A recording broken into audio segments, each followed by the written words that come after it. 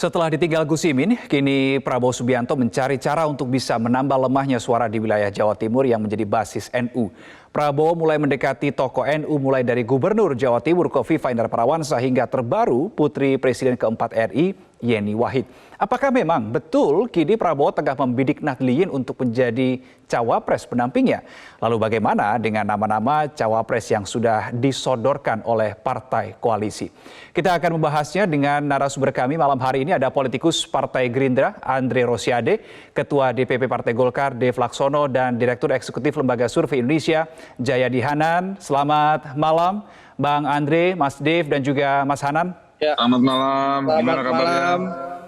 Baik, semoga kita semua dalam kondisi baik ya. Oke.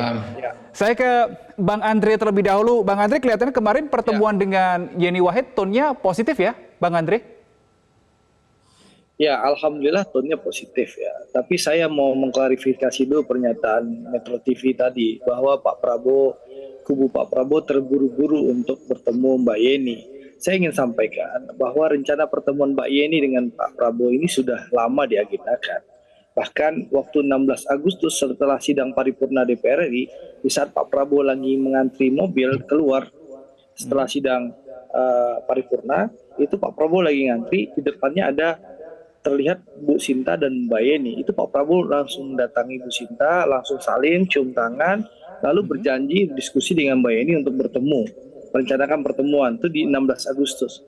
Lalu besoknya ketemu lagi di Istana Negara di saat upacara kenegaraan 17 Agustus. Dari situ sudah berjanji, jadi tidak ada terburu-buru. Kebetulan jadwal ngopi barangnya itu disepakati kemarin tanggal 6 September. Jadi tidak ada yang terburu-buru. Itu sudah diagendakan dari jauh-jauh hari oleh Pak Prabowo dan Mbak Yeni. Nah, saya ingin jelaskan bahwa Pak Prabowo ini kan sudah dekat dengan keluarga Gus Dur sejak dulu.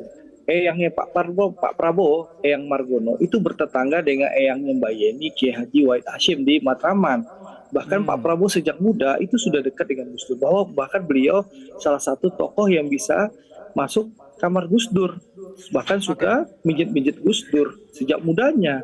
Nah, bahkan yang menarik, Gus Dur itu menyampaikan secara terbuka. Pertama, bahwa Pak Prabowo ini orang yang paling ikhlas di Indonesia. Bahkan Gus Dur juga pernah menyampaikan bahwa insya Allah Pak Prabowo akan menjadi Presiden Republik Indonesia di masa tuanya. Ini pernyataan-pernyataan Gus Dur. Dan tadi alhamdulillah kemarin pertemuannya tone-nya positif.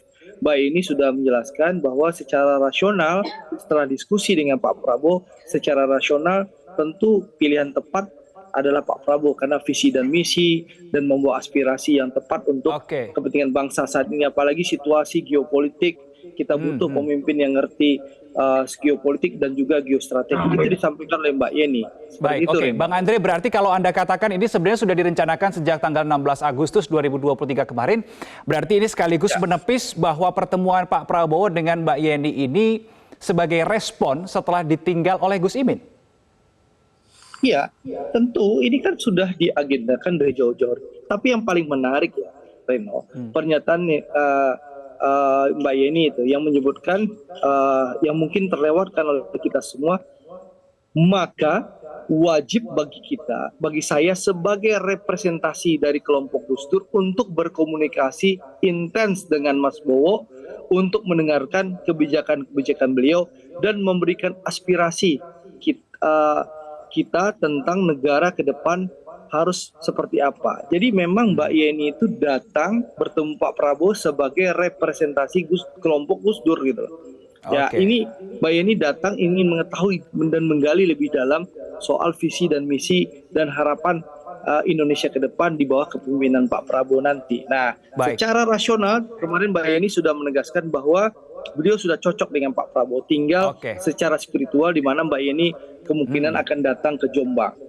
Baik, saya ke Mas Hanan terlebih dahulu sebelum saya ke Mas Dev. Saya ingin tahu kalkulasi Mas Hanan, kalau kita melihat ketika PKB ini lepas begitu ya dari pelukan Gerindra, kita harus akui bahwa di situ di tiga partai parlemen yang tersisa tidak ada yang nuansa Nahdliyin yang terasa kental di situ. Nah, apakah usai ditinggal PKB ini menggalang dukungan dari kalangan Nahdliyin sebaiknya jadi fokus Pak Prabowo saat ini, Mas Hanan? Tampaknya semua calon presiden salah satu fokusnya adalah menggalang dukungan di wilayah-wilayah di mana Nahdien cukup banyak, terutama Jawa Tengah dan Jawa Timur ya. Nah, kalau misalnya pertemuan Yeni Wahid dengan Pak Prabowo itu memang sudah direncanakan sejak lama, maka fungsi awalnya itu adalah untuk menambah kekuatan segmen Nahdien di kubu Prabowo gitu kan. Tapi sekarang dengan keluarnya Caimin, maka fungsinya berubah. Ya, bukan lagi memperkuat, tapi bisa jadi untuk mengurangi dampak yang mungkin muncul akibat keluarnya Caimin itu. Ya, jadi saya kira begitu kalau menurut saya untuk melihatnya.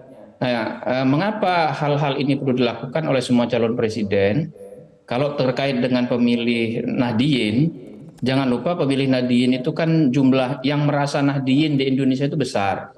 Kalau menurut data survei sejak 2004 sampai sekarang, orang yang merasa dirinya itu bagian dari NU sekitar 50% lebih, gitu. Nah, karena dia besar, maka dia pasti beragam. Simpul-simpul yang bisa membantu seorang politisi atau capres atau cawapres untuk memperoleh suara dari kalangan Nahdien itu banyak. Ada dua jenis simpul yang bisa kita lihat. Pertama simpul formal. Formal itu paling tidak ada dua tuh. Satu NU, dua PKB. Nah, NU itu banyak lagi tuh percabangannya. Ada Muslimat, ada Fatayat, ada apa namanya Banser dan sebagainya dan sebagainya. Jadi ada banyak simpul-simpul yang bisa membantu seorang capres atau cawapres untuk memperoleh channel atau jalur ke para pemilih Nahdien. Itu yang simpul formal. Nah, yang baru keluar dari Pak Prabowo adalah salah satu simpul formal, yaitu PKB bersama Caimin. Itu bisa diganti dengan simpul-simpul lain yang tadi apakah simpul formal dalam hal ini organisasi NU atau simpul informal. Yang informal itu misalnya adalah kiai ya, pesantren. Itu juga simpul-simpul informal yang bisa membantu untuk memperoleh suara kalangan Nahdien terutama di daerah-daerah Jawa Tengah, Jawa Timur dan Jawa Barat gitu. Oke, Nah, simpul lainnya baik. adalah para tokoh-tokoh utama atau keluarga-keluarga utama di kalangan Nahdien. Nah, dalam konteks itulah saya kira pertemuan Pak Prabowo dengan Yeni Wahid itu punya signifikansi. Jadi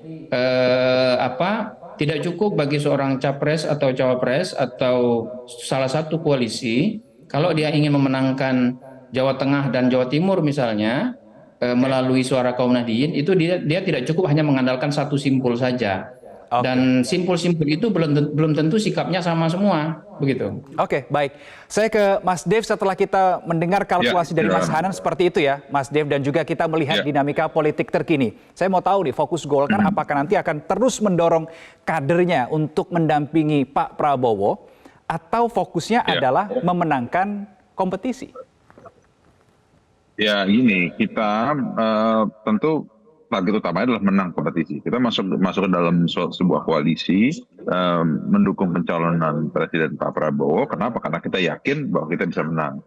Dan juga kita tetap akan terus mendorong untuk mencalonkan kader kita sendiri sebagai calon wakil presiden. Kenapa? Ya pertama dilihat dari struktural partai. Struktural partai kita sangat besar dan usia juga sudah sangat cukup matang. Kader kita juga tersebar luas di seluruh Indonesia. Kita telah memiliki jaringan dan juga telah berkali-kali mengikuti pemilu. Jadi dengan kemampuan dan juga kelebihan-kelebihan tersebut, nah kita tetap mendorong bahwa ya kita yakin bahwa yang kita calonkan adalah yang terbaik. Jadi ya pasti pertama itu kita ingin menang, dan dua juga kita ingin memenangkan calon kita yang dimana adalah bagian dari Partai Golkar. Nah, tetapi yang terutama dan yang paling terdepan adalah Pak Erlangga Hartarto selaku Ketua Umum. Nah, tapi tetap saja keputusan mengenai pasangan ini akan diputuskan bersama-sama. Saya ingat itu terakhir nih saya sama Bang Andre di TV juga Bang Andre menegaskan bahwa untuk posisi wakil presiden itu pasti akan diputuskan bersama-sama, tidak secara sepihak dan juga tidak secara mendadak. Ini kenapa? Ini kan karena kita ingin membangun suatu kepercayaan ya. Kalau misalnya kita mau masuk suatu kompetisi dengan saling percaya, dengan saling percaya diri dan juga saling percaya dengan sesama, ya kita pasti yakin bahwa kita bisa memenangkan kompetisi ini dan juga kita bisa menjalankan roda pemerintahan ke depan. Nah, jadi baik. penting untuk ini kita mulai dengan yang baik.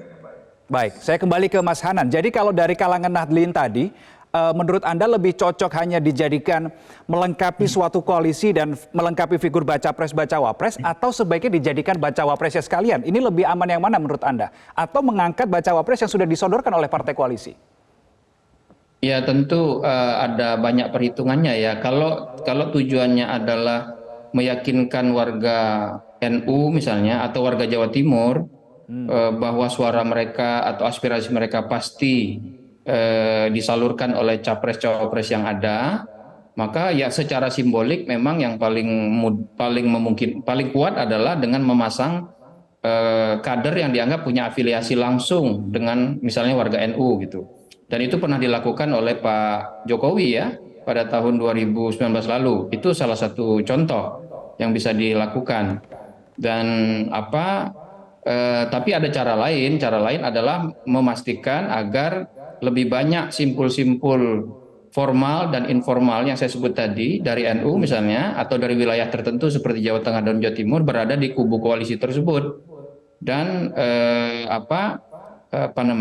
melakukan komunikasi kepada simpul-simpul formal maupun informal tersebut. Jadi dia bisa bersifat simbolik, bisa juga sifatnya yang lebih struktur ya. Struktur itu artinya memasang langsung. Itu yang paling mungkin. Tapi itu kan sangat tergantung kepada perhitungan-perhitungan koalisi nantinya. Baik, kalau soal kebatinan Pak Prabowo, ini saya juga akan tanyakan ke Bang Andre nih. Sebetulnya Pak Prabowo lebih srek baca wapresnya ini adalah representasi Nahdliyin, atau Nahdliyin ini hanya ditarik simpul-simpulnya supaya merapat ke koalisi dan mengangkat baca wapres yang berasal dari partai koalisi. Tapi ditahan dulu ya, Bang Andre, kita sambung di segmen berikutnya. Pemirsa Prime Time akan kembali. Jelajahi cara baru mendapatkan informasi. Download Metro TV Extend sekarang.